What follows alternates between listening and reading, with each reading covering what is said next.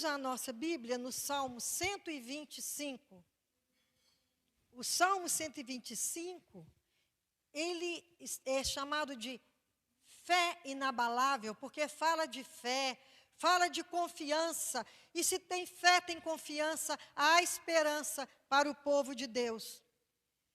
E vocês acompanhem, é uma palavra para o verdadeiro israelita, em quem não há dolo. E no Filho de Deus não pode haver dolo. Nós temos que ter uma vida reta, uma vida que condiz com a vida cristã, com o testemunho cristão. Somos pecadores, sim, mas o pecado tem que ser um acidente em nossa vida, nunca um estilo de vida. Então, é através da palavra de Deus que nos reforçamos contra o pecado, é aprofundando em conhecer, é prosseguindo em conhecer, que nós, cada vez mais, o amamos. Não se ama aquele que a gente não conhece. Então, que nós sempre estejamos em contato com a palavra diariamente. E o Senhor está sempre nos honrando, não pelos nossos méritos, mas pelos méritos de Cristo. Salmo 125. Os que confiam no Senhor são como um monte Sião, que não se abala, firme para sempre. Como em redor de Jerusalém estão os montes, assim o Senhor em derredor do seu povo, desde agora e para sempre. O cetro dos ímpios não permanecerá sobre a sorte dos justos, para que o justo não estenda a mão à iniquidade. Faze o bem, Senhor, aos bons e aos retos de coração. Quanto aos que se desviam para sendas tortuosas, levá-los-á o Senhor juntamente com os malfeitores. Paz sobre Israel. Amém? Então, esse salmo, ele é um salmo que fala de firmeza, de proteção e de livramento. E ele é chamado de cântico de romagem. E por que romagem? Romagem significa romaria. Romagem significa pessoas que estão buscando ao Senhor. Nós estamos aqui em romaria, em peregrinação nessa terra, porque nós estamos caminhando para e passo para o futuro, que é a nossa terra celestial, o nosso lugar definitivo. Glória a Deus. Então, esse cântico de romagem, os peregrinos, os judeus, eles vinham de todos os lugares e para subir para Jerusalém. Jerusalém fica num planalto e é cercado por montes. E acima de Jerusalém também está o Monte Sião, onde o templo foi erigido. E esses judeus que saíam de todos os lugares, peregrinavam, cantando, salmodiando ao Senhor. Eu imagino, apesar de toda dificuldade, eles seguiam honrando ao Senhor. E o Senhor honra aqueles que o honram. Então, nós estamos aqui nessa terra confiantes, porque quem conhece ao Senhor, confia nele, não de maneira louca, perturbada, mas no culto racional ao Senhor. Nós conhecemos o Senhor racionalmente. Nós sabemos em quem temos crido. Então, o povo judeu, pelo menos uma vez por ano, eles tinham que estar lá para honrar ao Senhor na Páscoa, por ocasião de Pentecostes e na festa dos tabernáculos. E eles eram fiéis nesses eventos. Eles sempre iam para adorar ao Senhor naquele lugar. Então, nós como peregrinos, nós não podemos abrir mão de honrar o Senhor em nossa caminhada. Aqui no Salmo 125, não tem a autoria. São vários esses cânticos de romagem. Do 120 até o 134, são 15 cânticos. E só tem autoria 4 que são de Davi e 1 que é de Salomão. 10 não tem autoria. Então, os estudiosos da palavra, os teólogos, eles ainda não chegaram a uma conclusão sobre a autoria. Isso aqui é uma consideração que eu estou fazendo.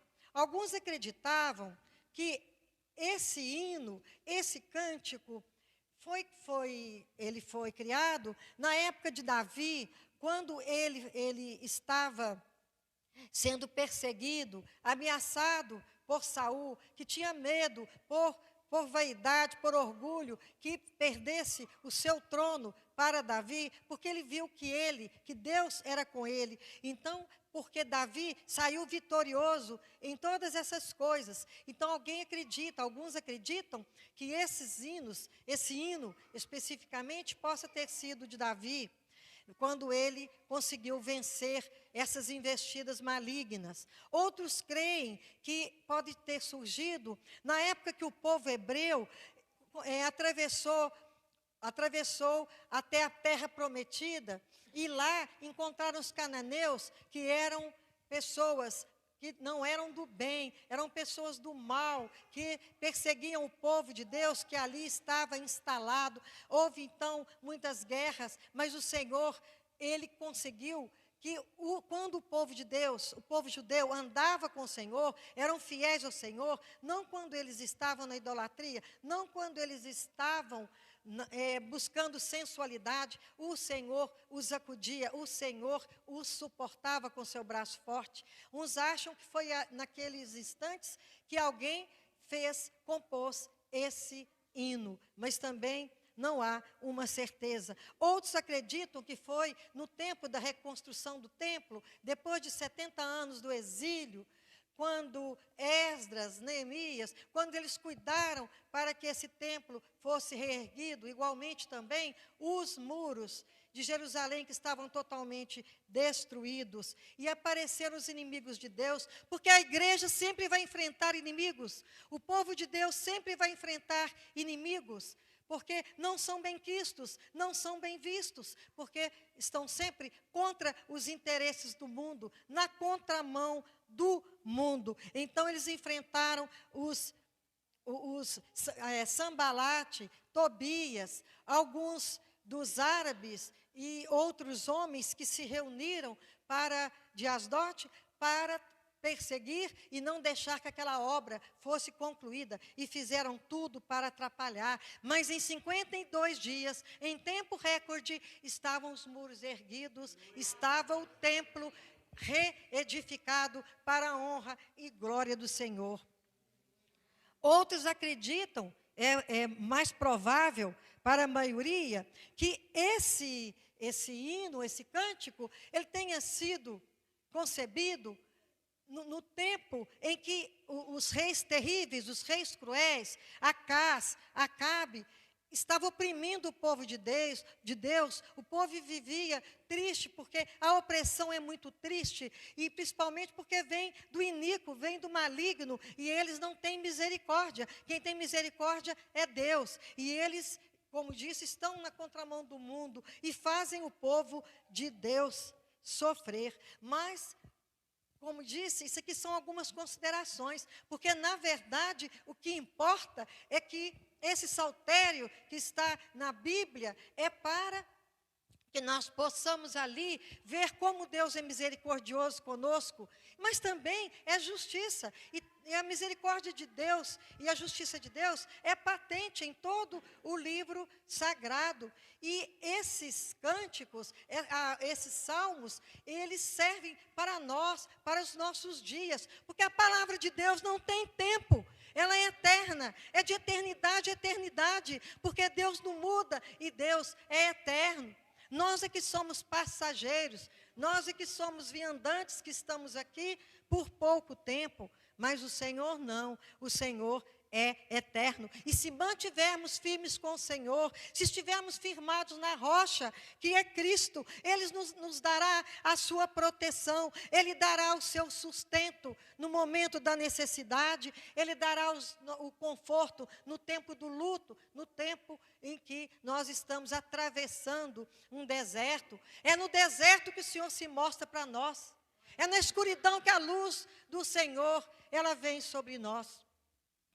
No versículo 1, a palavra diz o seguinte: os que confiam no Senhor são como o monte Sião, que não se abala, firme para sempre. Então, aqui, o tom dessa palavra é firmeza. E aqui nós estamos firmes com o Senhor, porque nós o amamos, nós obedecemos, porque não adianta amar sem obediência. Amém por isso. A palavra monte aparece na palavra de Deus 550 vezes, porque é uma palavra emblemática. A palavra monte indica firmeza, porque o monte ele está cravado no chão, ele está ali firme. Podem acontecer várias coisas, vários eventos na atmosfera, mas o monte está ali firme. Então, o monte é firmeza. E também representa autoridade e poder. O monte não se abala. Quando eu estudava no primário, eu via, através do pátio da escola, um monte onde havia um pé de ipê. E todo setembro, agosto, setembro, estava ali florido. E eu tenho certeza que o monte está lá do mesmo jeito. O pé de ipê, ele tem 100 anos para chegar à maturidade. Mas ele, uma hora, ele vai chegar ao seu final. Ele é efêmero, efêmera é a sua vida. Mas o monte está lá firme e forte. E nós que confiamos no Senhor, nós não nos abalamos. Passamos por lutas, passamos por dificuldade. Agora passei por esse acidente, mas o Senhor não me abandonou em momento nenhum. Ele deu paz ao meu coração. Ele me levou à reflexão sobre a vida, sobre a efemeridade da vida, sobre as coisas que podem mudar de um momento para o outro e a nossa vida tomar um rumo diferente. Mas se estamos sobre a rocha que é Cristo, qualquer rumo que nossa vida tome, ela está de acordo com a vontade de Deus. Estando com a vontade de Deus, nós agradecemos por todos os acontecimentos, ainda que nós sintamos dores, ainda que nós passemos pelo vale da sombra, mas o Senhor está nos sustentando.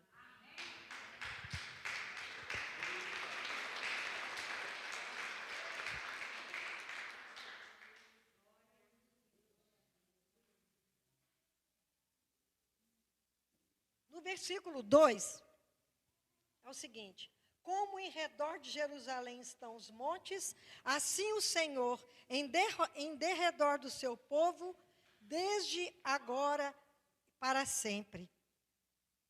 Aqui, esse versículo 2, fala da proteção de Deus.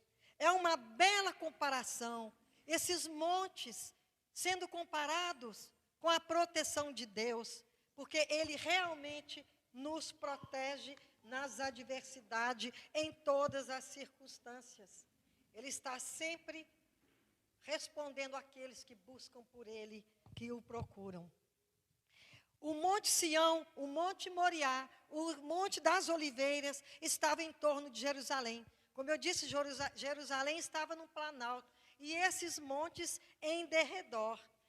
É como se aqueles montes estivessem ali, protegendo aquela cidade dos inimigos, porque até para avistar não tinha como. Estava impedida a visão desses inimigos para atacar a cidade. Então, é realmente uma proteção para aquele lugar. E nós lembramos do poder protetor de Deus em nossa vida. Nós sabemos que o Senhor coloca anjo em volta de nós, para que nos livre, para que nos proteja, para que nossos pés não tropecem. Os anjos do Senhor sempre estão, e basta um comando de Deus. Nós não sabemos o tempo, porque o tempo de Deus não é o nosso, no átimo de segundo, para ser uma comparação fraca, mas num instante o anjo do Senhor está nos protegendo. Então o crente não passa por tribulação, o crente não passa por doenças graves, o crente não passa por adversidades que ele acha que nem vai dar conta. Logicamente ele passa, só porque ele vence com o Senhor. As adversidades vêm a tempestade, mas nós sobrevivemos de pé, firmados em Cristo. Nenhum cristão, nenhum entre nós está livre de acidente. Ninguém está livre de atravessar por temporais existenciais, problemas emocionais. Ninguém de nós, porque somos frágeis. Firme, Leão de Judá, a força maior é o Senhor. Por isso nós somos 100% dependentes dEle, dependentes da sua proteção, dependentes do seu amparo. Muitas vezes nós estamos sofrendo tanto, às vezes nós não estamos percebendo a mão dEle, mas sabemos pela confiança que a mão dEle está uma por baixo, outra por sobre a nossa cabeça, quando nós não estamos no colo do Senhor.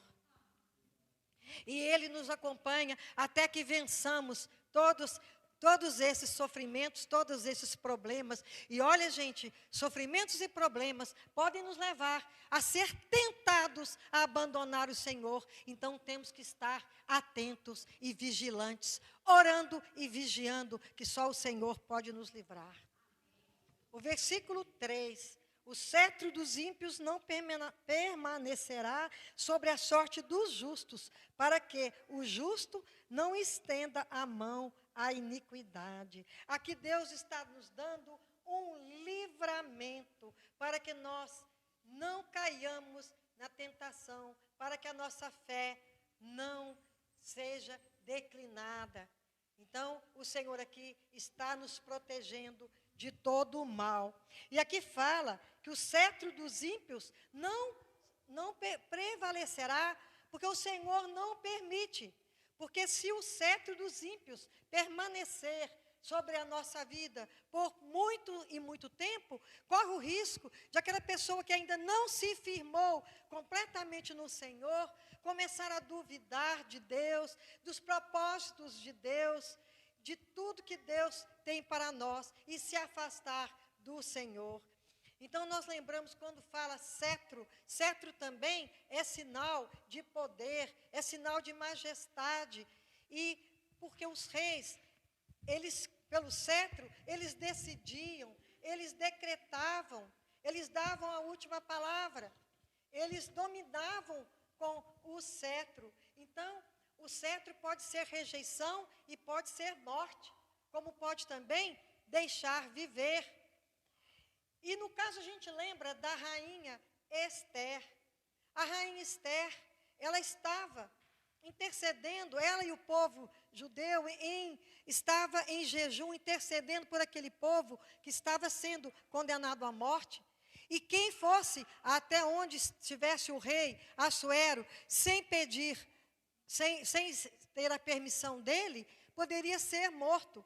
E Esther, ela orou e jejuou por 3 dias. E na confiança no Senhor, ela foi sem ser chamada. Mas quando ela estava no pátio interior, o rei estendeu o cetro na direção dela. Ela colocou o dedo na ponta do cetro e ali foi permitido que ela adentrasse aquele lugar.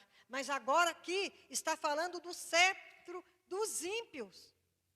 O cetro dos ímpios é o cetro da malignidade, é o cetro do mal, da maldade, sobre os justos de Deus. E aí entra a proteção superior, uma proteção maior, para que nós não vacilemos, para que nossos pés continuem firmes com o Senhor, porque há exemplos de muitas pessoas que pareciam estar na presença de Deus, servindo ao Senhor, servindo a obra, mas quando passou por uma tribulação, por um luto, por algo que ele achou que seria difícil vencer, se afastaram do Senhor. Mas nós não podemos agir assim, e só podemos agir diferente se tivermos sobre a rocha, que é Jesus Cristo.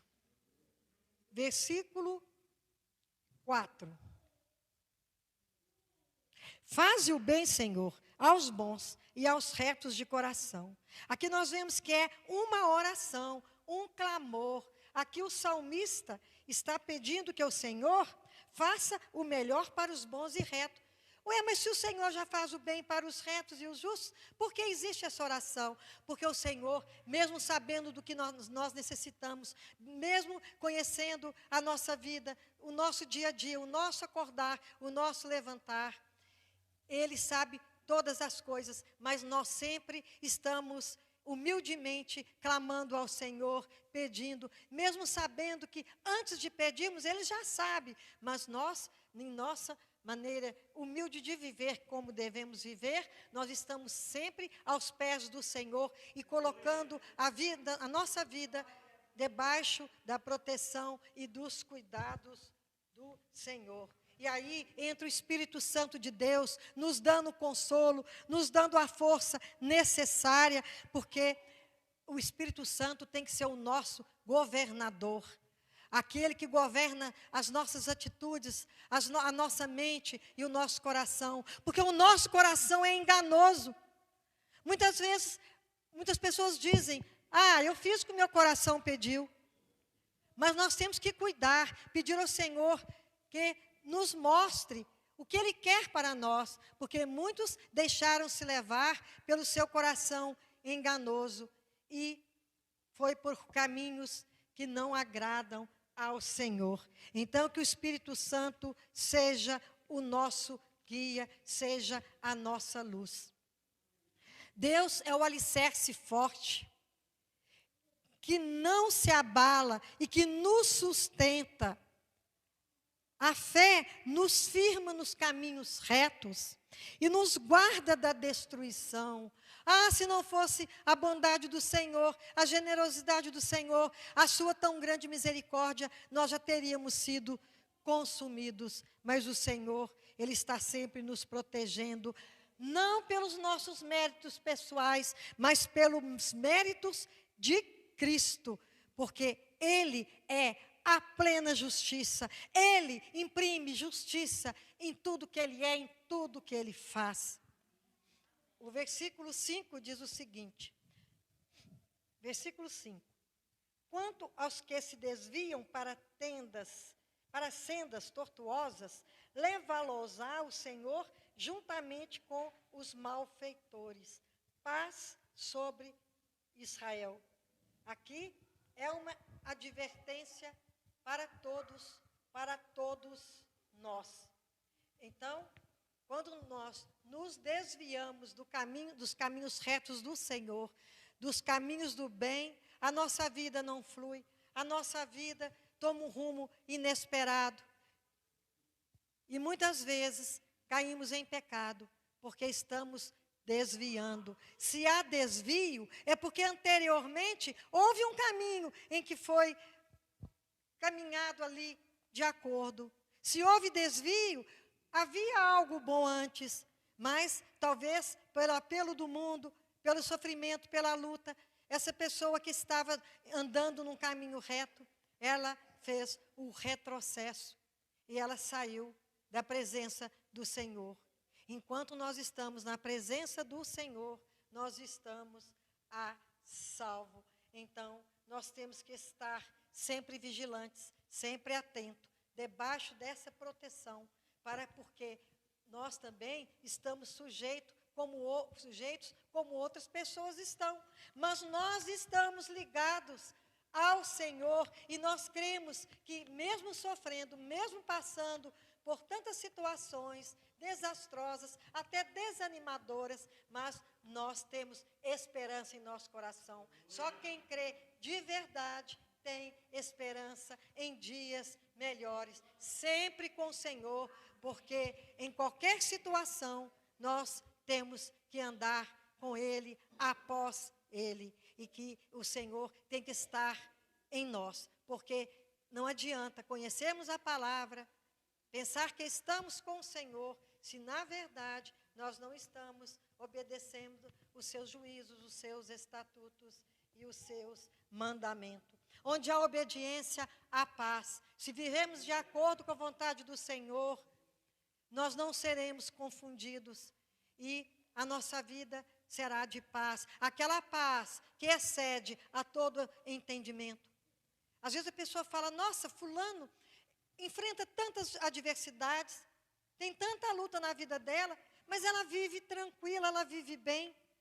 Está certo que há tristeza, sim, mas aquele que crê no Senhor, que espera no Senhor, ele não tem medo, porque o Senhor afugenta, lança fora o medo, e ele sabe que vai vencer, não porque ele é melhor que os outros, mas porque ele acredita que o Senhor é que está lutando as suas lutas, vencendo as suas batalhas. O Senhor nos dá prova todos os dias dessa fidelidade, porque o Senhor, Ele é fiel a si próprio, antes de ser fiel a nós. E Ele é fiel às promessas que Ele tem para as nossas vidas. Amém?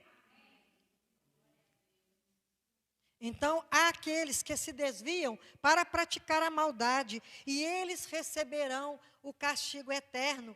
E o castigo eterno será igual, porque Deus ele não vai reconhecer atenuantes para aquele que estava no caminho e retornou, para aqueles que viveram sempre na maldade, porque não existe essa gradação. O castigo é castigo, vem de Deus para aquele ímpio, mesmo aquele que desviou ou aquele que nunca conheceu ao Senhor. Então, temos que nos manter com a mente no Senhor e os pés no chão, confiados que não iremos tropeçar. Não precisa abrir. Em 1 Coríntios, capítulo 10, versículo 12, diz o seguinte: assim, aquele que julga que está de pé, cuide-se para que não caia. Às vezes, nós somos tomados por alguma vaidade, alguma raiz de orgulho, e a gente começa a sentir que conosco não. Aquele outro ali caiu, mas eu não. Nós estamos aqui neste mundo. E por que nós buscamos a Deus? Porque nós sabemos que o ser humano, ele veio do pó. Ele é pó. Então, nós podemos cair em tentação, sim. Podemos estar fragilizados quando o tentador vem. Por isso que nós temos que estar prontos em Cristo, firmados na palavra do Senhor, porque nós estamos sujeitos. Então, nós temos que todos os dias, diariamente, buscar a palavra, estudar a palavra, ver cada vez mais como é grande o nosso Deus, e para que nós não caiamos, porque o Senhor, quando nós caímos, logicamente, Ele vai nos levantar, porque só o Senhor pode nos levantar, porque Ele tem essa condição. Nós humanos não temos. Somos usados para levantar outros, porque o Senhor nos usa. Porque, pela sua misericórdia, Ele nos usa, nós pecadores, mas nós somos usados para levantar irmãos que caem, que tropeçam. Mas quem está nos fundamentando é a palavra do Senhor, é nela que nos apoiamos. Ainda tem um tempinho, irmã? Então, para encerrar, algumas considerações finais. Nunca tenhamos inveja do ímpio. Primeiro, porque a inveja é um pecado grave.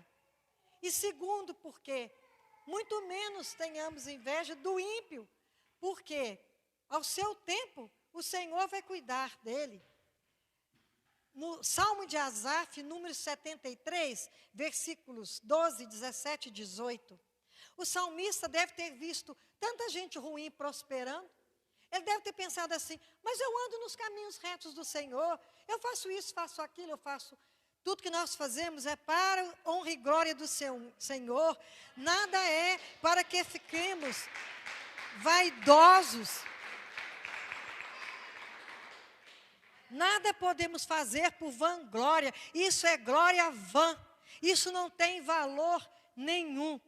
E o salmista, ele diz o seguinte, no versículo 12: eis que estes são ímpios, e todavia estão sempre em segurança, e têm bens e lhe aumentam as riquezas. Até aí ele pensou: por quê? Eu que sou fiel a Deus, não tenho o que ele tem. Versículo 17. Até que entrei no santuário de Deus, então entendi eu o fim deles. Certamente tu os pusestes em lugares escorregadios, tu os lanças em destruição. Então, quando diz que não é para termos inveja dos ímpios, é porque o fim deles é mau. Nós que confiamos no Senhor, mesmo que tenhamos muito pouco materialmente, ou que tenhamos nada, mas nós temos tudo, porque nós temos a Deus. Que sejamos os verdadeiros israelitas em quem não há dolo. Que o Senhor possa olhar para nós e dizer: aqui está um verdadeiro israelita, aqui está uma verdadeira israelita em quem não há dolo. Nós só podemos chegar se o Senhor nos conduzir, se o Senhor nos capacitar, porque tudo é de Deus, tudo é por Ele, dele e para Ele. Que o Senhor nos abençoe essa noite. Que o Senhor abençoe as nossas vidas, todas as famílias que estão aqui representadas, aqueles que não puderam estar aqui e que, de outra forma, através da internet, pôde assistir a esse culto. Palavras que nós temos certeza, não por mérito de quem esteve aqui em cima, por todos os méritos do Senhor Jesus, pelos méritos de Cristo. Que assim seja, paz e bem para todos. Amém.